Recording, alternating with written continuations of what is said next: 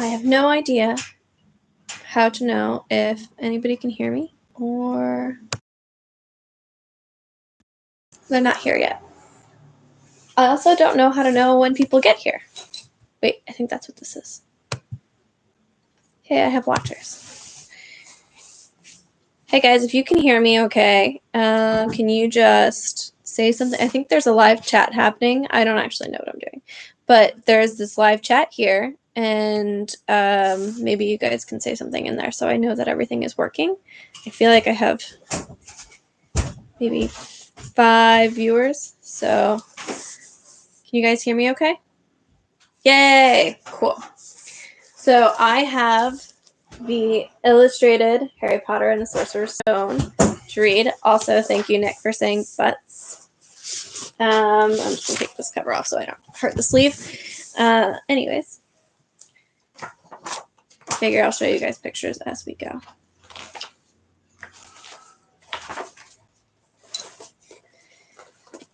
Chapter 1, The Boy Who Lived.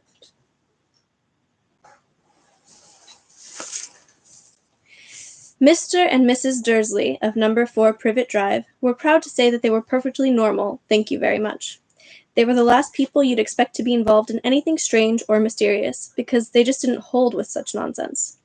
Mr. Dursley was the director of a firm called Runnings, which made drills. He was a big, beefy man with hardly any neck, although he did have a very large mustache.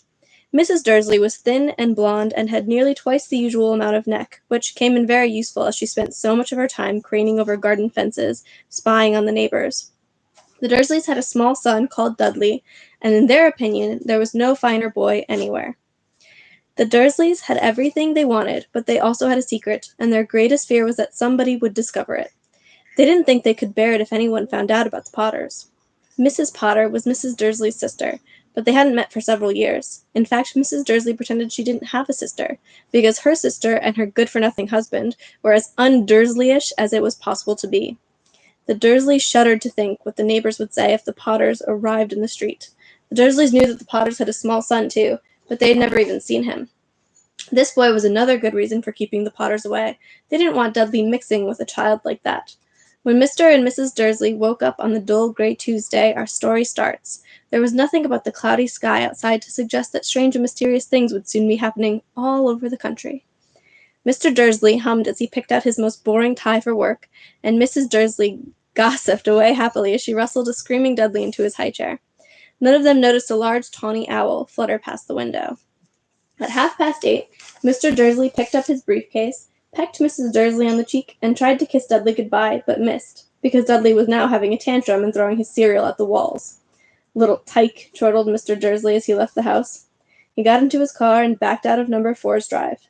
It was on the corner of the street that he noticed the first sign of something peculiar: a cat reading a map. And there's a picture.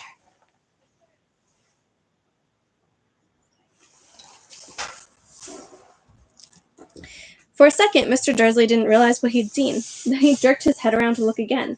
There was a tabby cat standing on the corner of Privet Drive, but there wasn't a map in sight.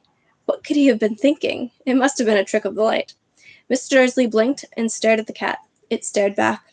As Mr. Dursley drove around the corner and up the road, he watched the cat in his mirror. It was now reading the sign that said Privet Drive. No, looking at the sign. Cats couldn't read maps or signs. Mr. Dursley gave himself a little shake and put the cat out of his mind. As he drove towards town, he thought of nothing except a large order of drills he was hoping to get that day.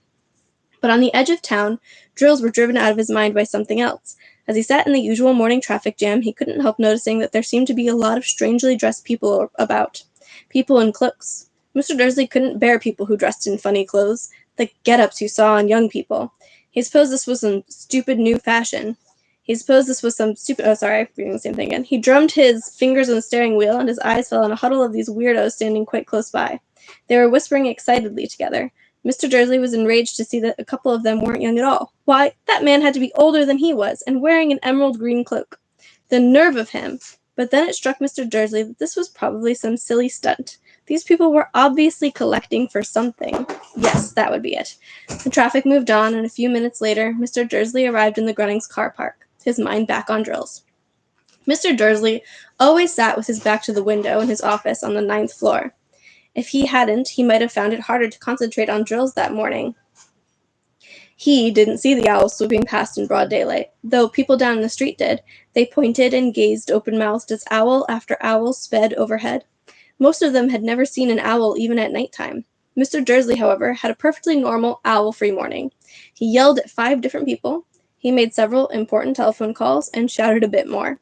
He was in a very good mood until lunchtime, when he thought he'd stretch his legs and walk across the road to buy himself a bun from the baker's opposite. He'd forgotten all about the people in cloaks until he passed a group of them next to the baker's. He eyed them angrily as he passed. He didn't know why, but they made him uneasy.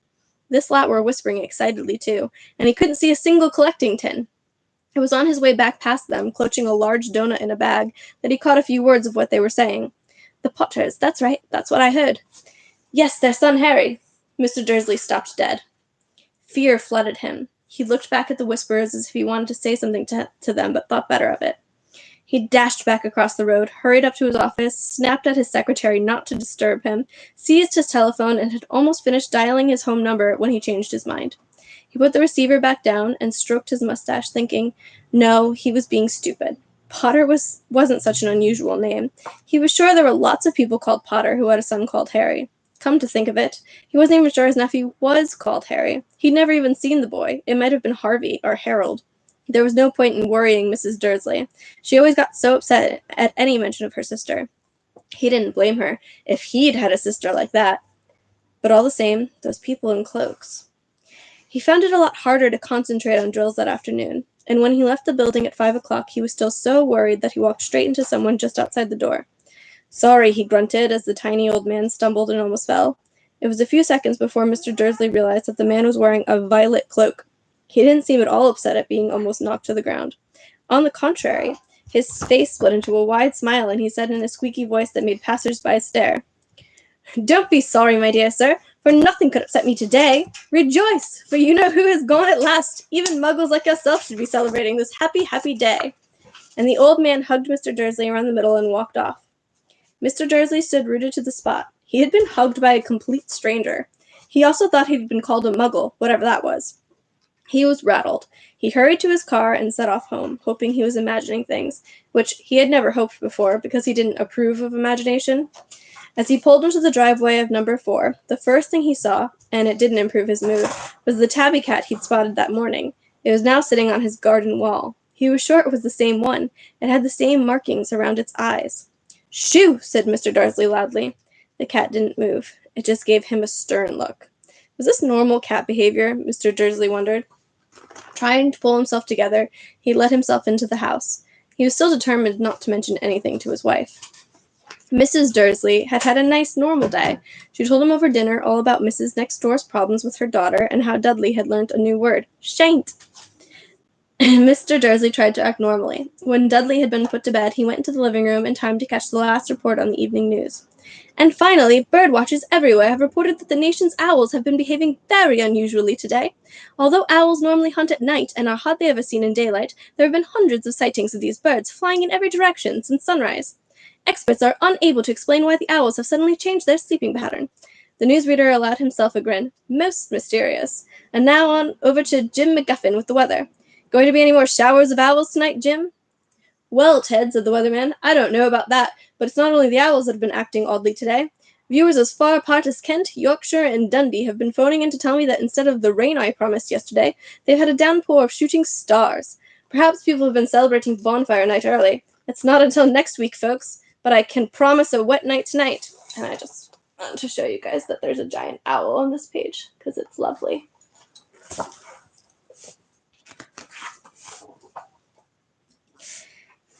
Mr. Dursley sat frozen in his armchair. Shooting stars all over Britain, owls flying by daylight, mysterious people in cloaks all over the place, and a whisper about the Potters. Mrs. Dursley came into the living room carrying 2 cups of tea. It was no good. He'd have to say something to her. He cleared his throat nervously. Petunia, dear, you haven't heard from your sister lately, have you? As he had expected, Mrs. Dursley looked shocked and angry. After all, they normally pretended she didn't have a sister. No, she said sharply. Why? Funny stuff on the news, Mr. Dursley mumbled. Owls, shooting stars, and there are a lot of funny-looking people in town today." "So?" snapped Mrs. Dursley. "Well, I just thought maybe it was something to do with, her lot." Mrs. Dursley sipped her tea through pursed lips. Mr. Dursley wondered whether he dared tell her that he'd heard the name Potter.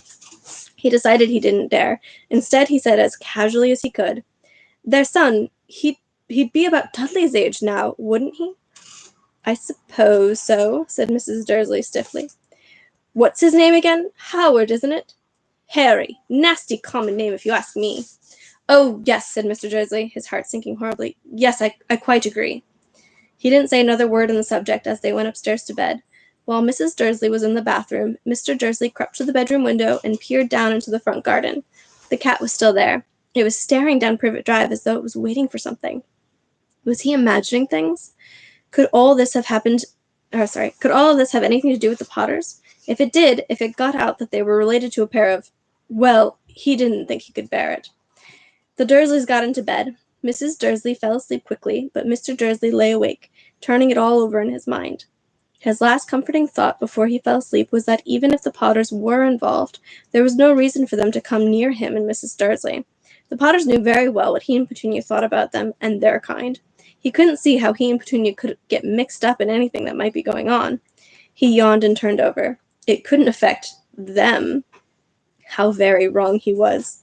Mr. Dursley might have been drifting into an uneasy sleep, but the cat on the wall outside was showing no signs of sleepiness. Don't mind the large boom in the background. That's just Justin breaking things. It was sitting as still as a statue, its eyes fixed unblinkingly on the far corner of Privet Drive. It didn't so much as quiver when a car door slammed in the next street, nor when two owls swooped overhead. In fact, it was nearly midnight before the cat moved at all. A man appeared on the corner the cat had been watching. Appeared so suddenly and silently, you'd have thought he'd just popped out of the ground. The cat's tail twitched and its eyes narrowed. Nothing like this man had ever been seen in Privet Drive. He was tall, thin, and very old, judging by the silver of his hair and beard, which were both long enough to tuck into his belt. He was wearing long robes, a purple cloak which swept the ground, and high-heeled buckled boots. His blue eyes were light, bright, and sparkling behind half-moon spectacles, and his nose was very long and crooked, as though it had been broken at least twice. This man's name was Albus Dumbledore. Albus Dumbledore didn't seem to realize that he had just arrived in a street where everything from his name to his boots was unwelcome. He was busy rummaging in his cloak looking for something, but he did seem to realize he was being watched because he looked up suddenly at the cat, which was still staring at him from the other end of the street. For some reason, the sight of the cat seemed to amuse him. He chuckled and muttered, "I should have known." He had found what he was looking for in his inside pocket. It seemed to be a silver cigarette lighter. He flicked it open, held it up in the air, and clicked it. The nearest street lamp went out with a little pop. He clicked it again. The next lamp flickered into darkness. 12 times he clicked the put-outer, until the only lights left in the whole street were 2 tiny pinpricks in the distance, which were the eyes of the cat watching him. If anyone looked out of their window now, even beady-eyed Mrs. Dursley, they wouldn't be able to see anything that was happening down on the pavement. Dumbledore slipped the put-outer back inside his cloak and set off down the street towards number 4, where he sat down on the wall next to the cat. He didn't look at it, but after a moment he spoke to it. "Fancy seeing you here, Professor McGonagall." He turned to smile at the tabby, but it had gone. Instead, he was smiling at a rather severe-looking woman who was wearing square glasses, exactly the shape of the markings the cat had had around its eyes. She, too, was wearing a cloak, an emerald one. Her black hair was drawn into a tight bun. She looked distinctly ruffled. "How did you know it was me?" she asked. "My dear Professor, I've never seen a cat sit so stiffly." "You'd be stiff if you'd been sitting on a brick wall all day," said Professor McGonagall. "All day? When you could have been celebrating? I must have passed a dozen feasts and parties on my way here." Professor McGonagall sniffed angrily. "Oh, yes, everyone's celebrating all right," she said impatiently. "You'd think they'd be a bit more careful, but no. Even the Muggles have noticed something's going on. It was on their news." She jerked her head back at the Dursleys' dark living-room window. "I heard it. Flocks of owls, shooting stars. Well, they're not completely stupid. They were bound to notice something. Shooting stars down in Kent. I'll bet that was Daedalus Diggle. He never had much sense." "You can't blame them," said Dumbledore gently. "We've had precious little to celebrate for 11 years. "I know that," said Professor McGonagall irritably, "but that's no reason to lose our heads. People are being downright careless, out on the streets in broad daylight, not even dressed in Muggle clothing, swapping rumors." She threw a sharp, sideways glance at Dumbledore, here as though hoping he was going to tell her something, but he didn't. So she went on. A fine thing it would be if, on the very day you-know-who seems to have disappeared at last, the Muggles found out about us all. I suppose he really has gone, Dumbledore? It certainly seems so, said Dumbledore.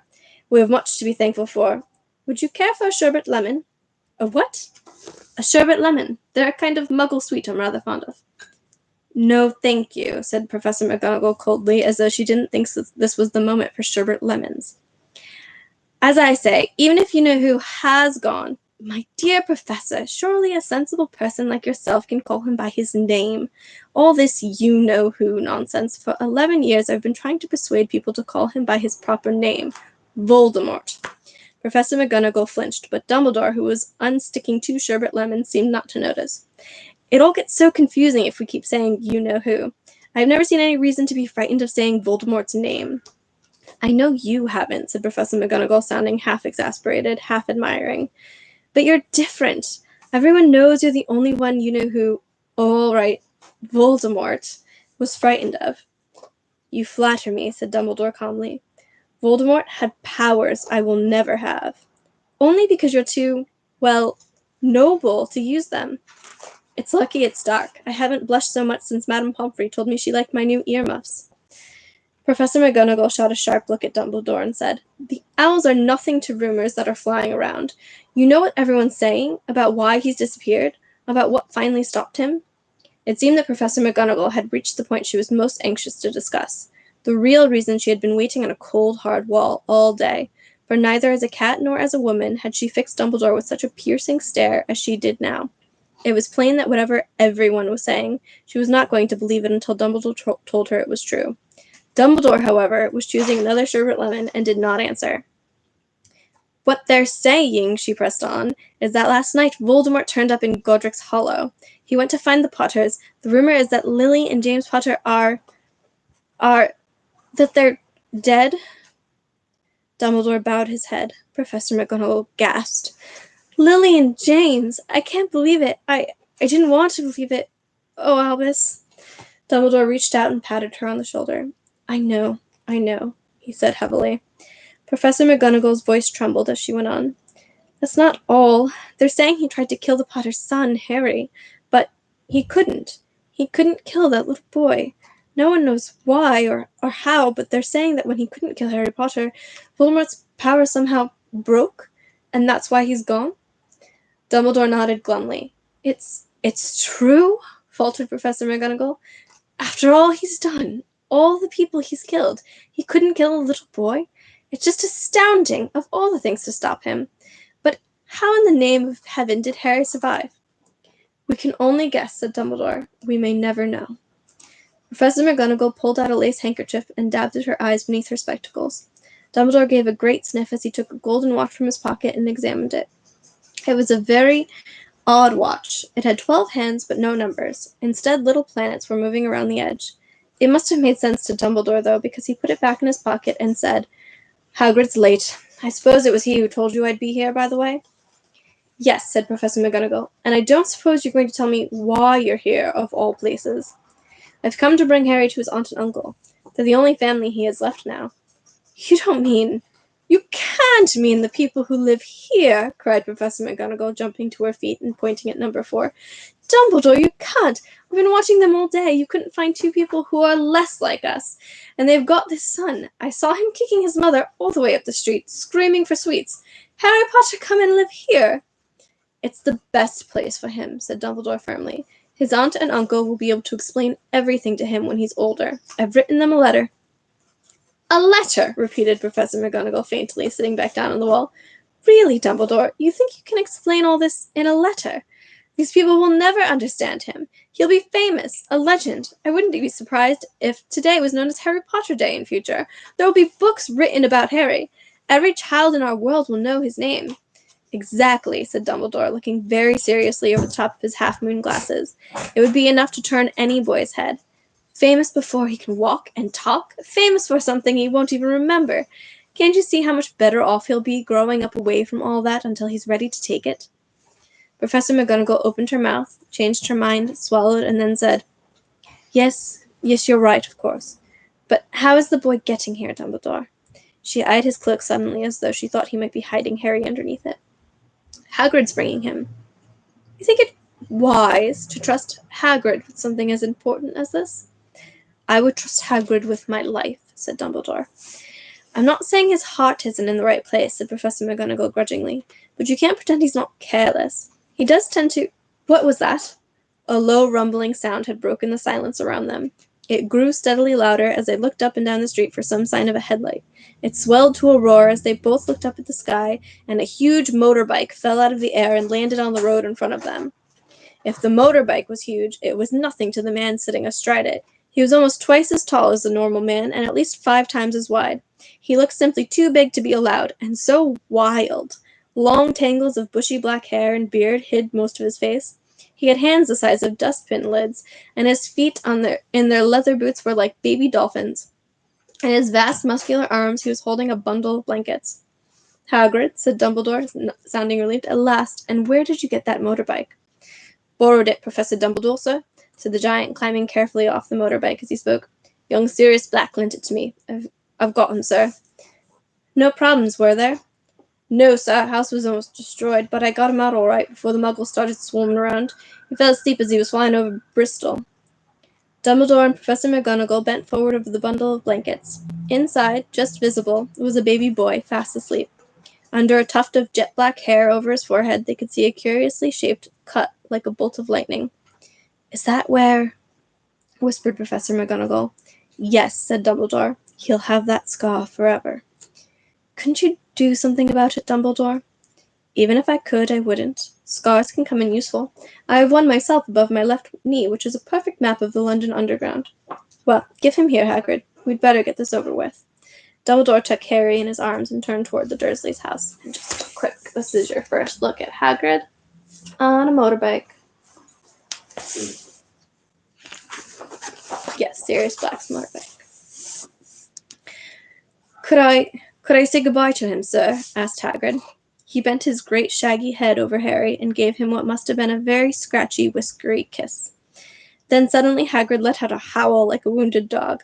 Shh! Hissed Professor McGonagall. You'll wake the muggles! Sorry, sobbed Hagrid, taking out a large spotted handkerchief and burying his face in it. But I can't stand it. Lily and James dead, and poor little Harry off to live with muggles. Yes, it's all very sad, but get a grip on yourself, Hagrid, or it will be found. Professor McGonagall whispered, patting Hagrid gingerly on the arm as Dumbledore stepped over the low garden wall and walked to the front door. He laid Harry gently on the doorstep, took a letter out of his cloak, tucked it inside Harry's blankets, and then came back to the other two. For a full minute, the three of them stood and looked at the little bundle. Hagrid's shoulders shook. Professor McGonagall blinked furiously, and the twinkling light that usually shone from Dumbledore's eyes seemed to have gone out. Well, said Dumbledore finally, that's that. We've no business staying here. We may as well go and join the celebrations.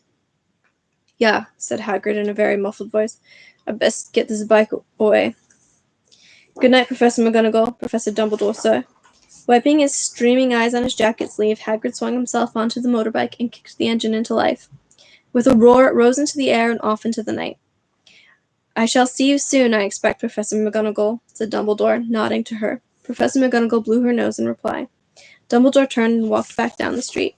On the corner, he stopped and took out the silver put-outer. He clicked it once, and 12 balls of light sped back to their street lamps so that Privet Drive glowed suddenly orange, and he could make out a tabby cat slinking around the corner at the other end of the street. He could just see the bundle of blankets on the step of number 4. Good luck, Harry, he murmured. He turned on his heel, and with a swish of his cloak, he was gone. A breeze ruffled the neat hedges of Privet Drive, which lay silently and tidy under the inky sky. The very last place you would expect astonishing things to happen. Harry Potter rolled over inside his blankets without waking up. One small hand closed on the letter beside him, and he slept on, not knowing he was special, not knowing he was famous, not knowing he would be woken in a few hours' time by Mrs. Dursley's scream as she opened the front door to put out the milk bottles, nor that he would spend the next few weeks being prodded and pinched by his cousin Dudley. He couldn't know that at this very moment, people meeting in secret all over the country were holding up their glasses and saying in hushed voices, "To Harry Potter, the boy who lived."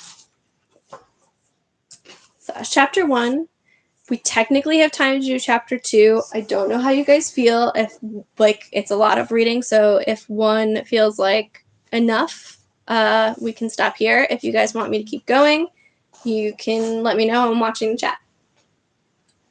Nice product placement. Oh, and product placement for Cider, and also just showing you like this last image. Nick, he doesn't fight Iron Man.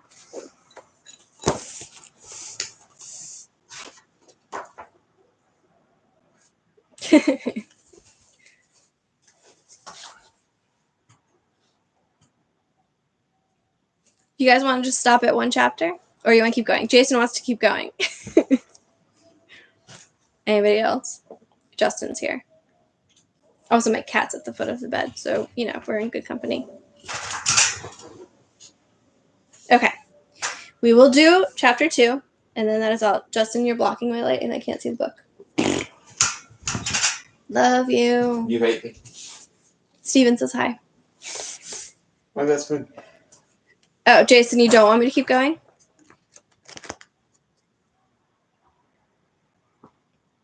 Oh, Sarah, I think, and I'm not 100% sure of this, I'd have to look, but there's actually a whole bunch of differences, depending on, when it was, which edition you got.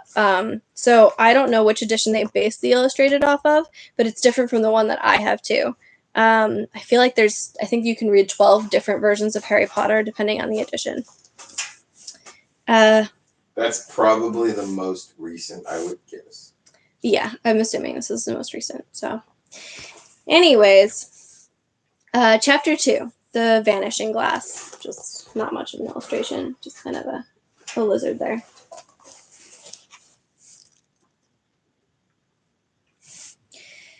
Nearly 10 years had passed since the Dursleys had woken up to find their nephew on the front step, but Privet Drive had hardly changed at all. The sun rose on the same tidy front gardens and lit up the brass number 4 in the Dursleys' front door.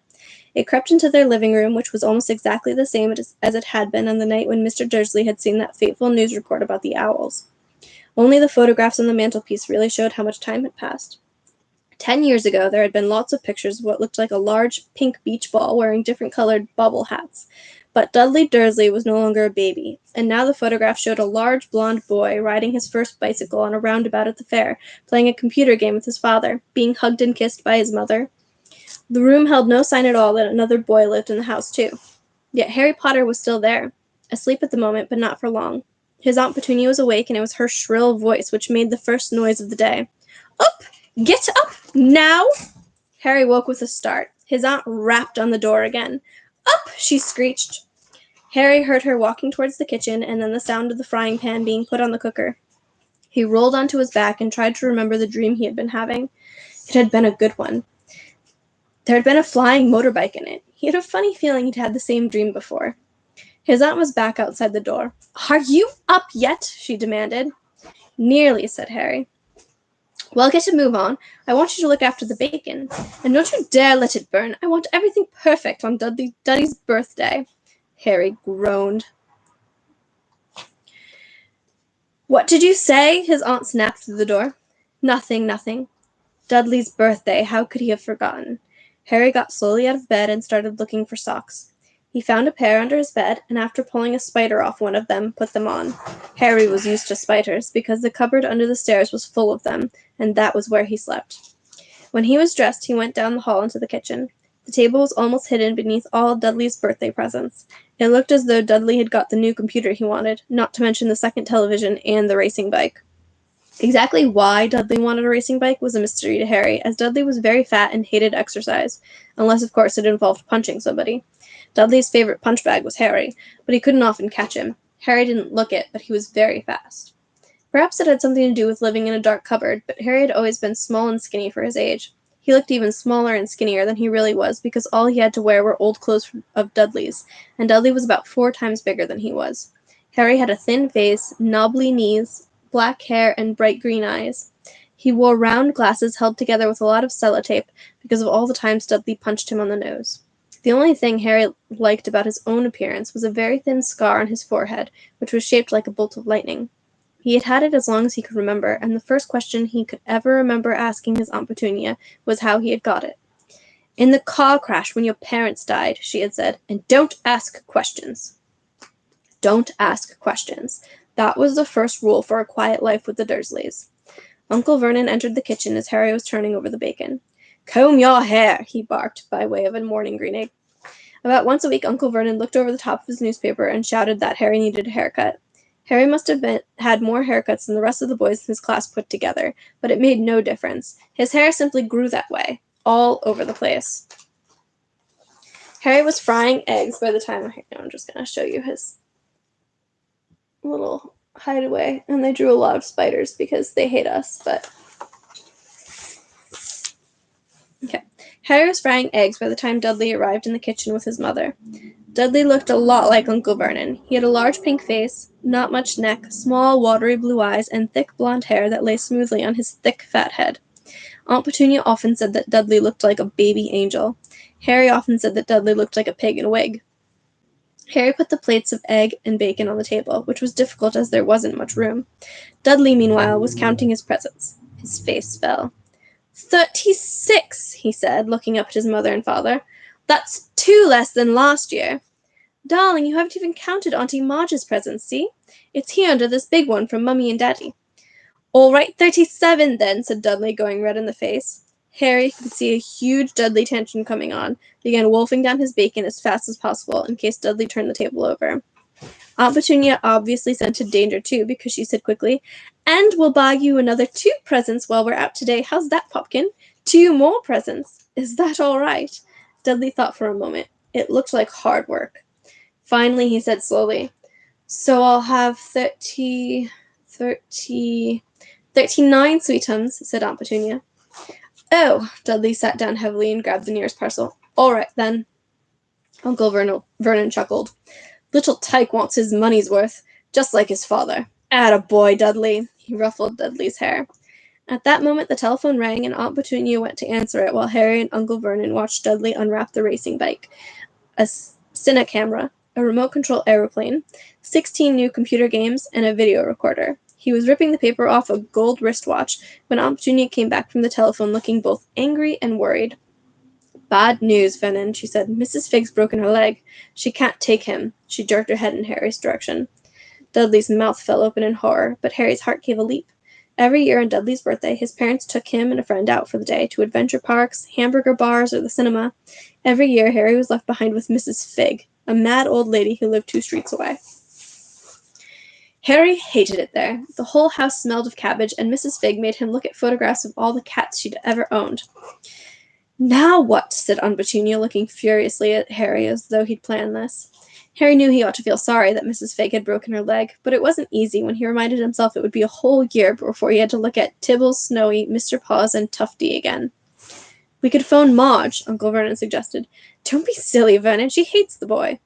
The Dursleys often spoke about Harry like this, as though he wasn't there, or rather, as though he was something very nasty that couldn't understand them, like a slug. What's her name?" "Your friend Yvonne." "On holiday in Majorca," snapped Aunt Petunia.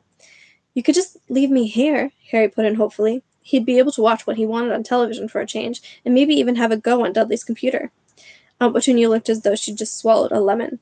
"And come back and find the house in ruins?" she snarled. "I won't blow up the house," said Harry, but they weren't listening. "I suppose we could take him to the zoo," said Aunt Petunia slowly, "and leave him in the car?" "That car is new. He's not sitting in it alone." Dudley began to cry loudly. In fact, he wasn't really crying. It had been years since he'd really cried, but he knew that if he screwed up his face and wailed, his mother would give him anything he wanted. "Dinky Diddy-Dums, don't cry. Mummy won't let him spoil your special day," she cried, flinging her arms round him. "I don't want him to come," Dudley yelled between huge pretend sobs. "He always spoils everything." He shot Harry a nasty grin through the gap in his mother's arms. Just then the doorbell rang. "Oh, good Lord, they're here," said Aunt Petunia frantically, and a moment later Dudley's best friend Piers Polkiss walked in with his mother. Piers was a scrawny boy with a face like a rat. He was usually the one who held people's arms behind their backs while Dudley hit them. Dudley stopped pretending to cry at once. Half an hour later, Harry, who couldn't believe his luck, was sitting in the back of the Dursleys' car with Piers and Dudley, on the way to the zoo for the first time in his life. His aunt and uncle hadn't been able to think of anything else to do with him, but before they'd left, Uncle Vernon had taken Harry aside. "I'm warning you," he had said, putting his large purple face right up close to Harry's. "I'm warning you now, boy. Any funny business, anything at all, and you'll be in that cupboard from now until Christmas." "I'm not going to do anything," said Harry, honestly. But Uncle Vernon didn't believe him. No one ever did. The problem was, strange things often happened around Harry, and it was just no good telling the Dursleys he didn't make them happen. Once, Aunt Petunia, tired of Harry coming back from the barber's, looking as though he hadn't been at all, had taken a pair of kitchen scissors and cut his hair so short he was almost bald, except for his fringe, which she left to hide that horrible scar. Dudley had laughed himself silly at Harry, who spent a sleepless night imagining school the next day, where he was already laughed at for his baggy clothes and sellotaped glasses. Next morning, however, he had got up to find his hair exactly as it had been before Aunt Petunia had sheared it off. He had been given a week in his cupboard for this, even though he had tried to explain that he couldn't explain how it had grown back so quickly. Another time, Aunt Petunia had been trying to force him into a revolting old jumper of Dudley's, brown with orange baubles. The harder she tried to pull it over his head, the smaller it seemed to become, until finally it might have fitted a glove puppet, but certainly wouldn't fit Harry. Aunt Petunia had decided it must have shrunk in the wash, and to his great relief, Harry wasn't punished. On the other hand, he'd got into terrible trouble for being found on the roof of the school kitchens. Dudley's gang had been chasing him as usual when, as much to Harry's surprise as anyone else's, there he was sitting on the chimney. The Dursleys had received a very angry letter from Harry's headmistress telling them Harry had been climbing school buildings, but all he'd tried to do, as he shouted at Uncle Vernon through the locked door of his cupboard, was jump behind the big bins outside the kitchen doors. Harry supposed that the wind must have caught him in mid-jump.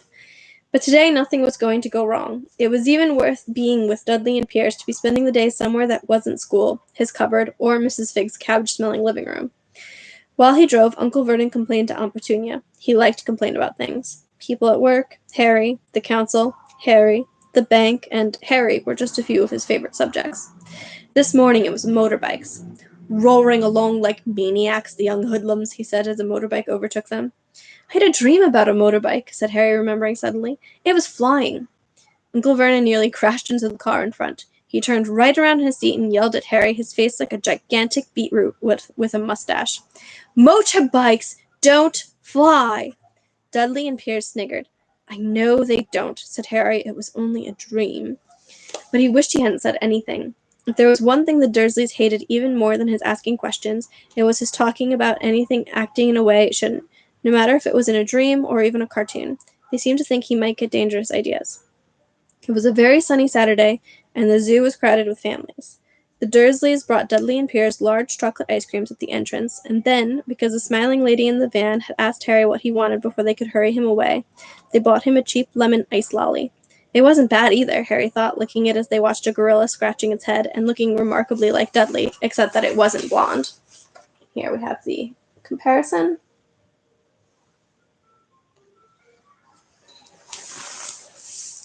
Harry had the best morning he'd had in a long time. He was careful to walk a little apart from the Dursleys so that Dudley and Pierce, who were starting to get bored with the animals by lunchtime, wouldn't fall back on their favorite hobby of hitting him. They ate in the zoo restaurant, and when Dudley had a tantrum because his Knickerbocker glory wasn't big enough, Uncle Vernon bought him another one, and Harry was allowed to finish the first. Harry felt afterwards that he should have known it was all too good to last. After lunch, they went to the reptile house. It was cool and dark in here, with lit windows all along the walls. Behind the glass, all sorts of lizards and snakes were crawling and slithering over bits of wood and stone. Dudley and Pierce wanted to see huge poisonous cobras and thick man-crushing pythons. Dudley quickly found the largest snake in the place. It could have wrapped its body twice around Uncle Vernon's car and crushed it into a dustbin. But at the moment, it didn't look in the mood. In fact, it was fast asleep. Dudley stood with his nose pressed against the glass, staring at the glistening brown coils. "Make it move," he whined at his father. Uncle Vernon tapped on the glass, but the snake didn't budge. "Do it again," Dudley ordered. Uncle Vernon rapped the glass smartly with his knuckles, but the snake just snoozed on. "This is boring," Dudley moaned. He shuffled away. Harry moved in front of the tank and looked intently at the snake. He wouldn't have been surprised if it had died of boredom itself. No company except stupid people drumming their fingers on the glass trying to disturb it all day long. It was worse than having a cupboard as a bedroom, where the only visitor was Aunt Petunia hammering on the door to wake you up. At least he got to visit the rest of the house.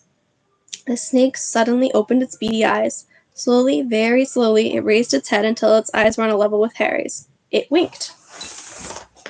Here's a picture of Harry and the snake.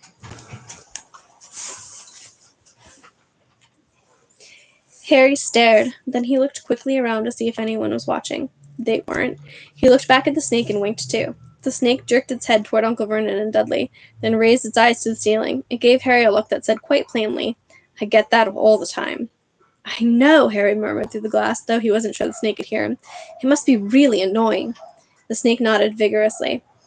"Where do you come from, anyway?" Harry asked. The snake jabbed its tail at a little sign next to the glass. Harry peered at it. "Boa constrictor, Brazil." "Was it nice there?" The boa constrictor jabbed its tail at the sign again, and Harry read on. "This specimen was bred in the zoo." "Oh, I see. So you've never been to Brazil." As the snake shook its head, a deafening shout behind Harry made both of them jump.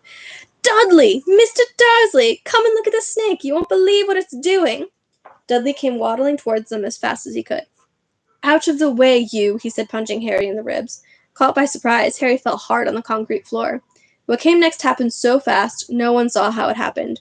1 second, Pierce and Dudley were leaning right up close to the glass. The next, they had leapt back with howls of horror.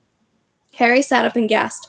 The glass front of the boa constrictor's tank had vanished. The great snake was uncoiling itself rapidly, slithering out onto the floor. People throughout the reptile house screamed and started running for the exits. As the snake slid swiftly past him, Harry could have sworn a low, hissing voice said, "Brazil, here I come. Thanks, amigo." The keeper of the reptile house was in shock. But the glass, he kept saying. "Where did the glass go?"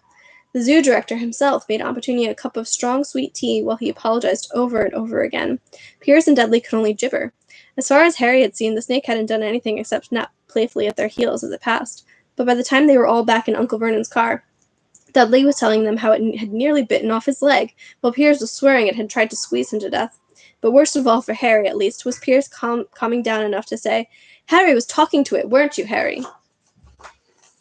Uncle Vernon waited until Pierce was safely out of the house before starting on Harry. He was so angry he could hardly speak. He managed to say, "Go, cupboard, stay, no meals," before he collapsed into a chair and Aunt Petunia had to run and get him a large brandy. Harry lay in his dark cupboard much later, wishing he had a watch. He didn't know what time it was, and he couldn't be sure the Dursleys were asleep yet. Until they were, he couldn't risk sneaking to the kitchen for some food. He'd lived with the Dursleys almost 10 years. 10 miserable years, as long as he could remember, ever since he'd been a baby and his parents had died in that car crash. He couldn't remember being in the car when his parents had died. Sometimes, when he strained his memory during long hours in his cupboard, he came up with a strange vision, a blinding flash of green light and a burning pain on his forehead. This, he supposed, was the crash, though he couldn't imagine where all the green light came from. He couldn't remember his parents at all. His aunt and uncle never spoke about them, and of course he was forbidden to ask questions. There were no photographs of them in the house. When he had been younger, Harry had dreamed and dreamed of some unknown relation coming to take him away, but it had never happened. The Dursleys were his only family. Yet sometimes he thought, or maybe hoped, that strangers in the street seemed to know him. Very strange strangers they were, too. A tiny man in a violet top hat had bowed to him once while out shopping with Aunt Petunia and Dudley. After asking Harry furiously if he knew the man, Aunt Petunia had rushed them out of the shop without buying anything. A wild-looking old woman, dressed all in green, had waved merrily at him once on a bus. A bald man in a very long purple coat had actually shaken his hand in the street the other day and then walked away without a word. The weirdest thing about all these people was the way they seemed to vanish the second Harry tried to get a closer look. At school, Harry had no one. Everybody knew that Dudley's gang hated that odd Harry Potter in his baggy old clothes and broken glasses, and nobody liked to disagree with Dudley's gang. Just a fun little image of the snake's escape.